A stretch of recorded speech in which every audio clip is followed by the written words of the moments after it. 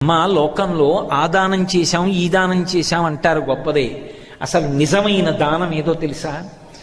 గొప్ప దానాలు చేసిన వ్యక్తిగా కీర్తింపబడేవాడు ఎవడో తెలుసా? మహాదాత అని కీర్తింపబలిచిన వాడు ఓర్పు కలిగినవాడు.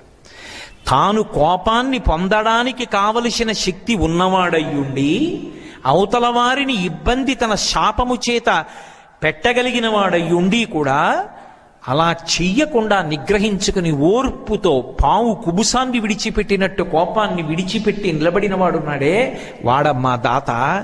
వాడు చేసిన దానం ఎవరు చెయ్యరు. ఎందుకని మీరు ఆలోచించండి. వాయువుని వీళ్ళు కానీ శపించారనుకోండి, నువ్వు అంతటా వ్యాపించావని కదా నీకు గర్వం, అందుకు కదా మాతో ఇలా మాట్లాడి ప్రవర్తించావు, నీకు వ్యాపకత్వము లేకుండుగాక అనొక మాట అన్నారనుకోండి.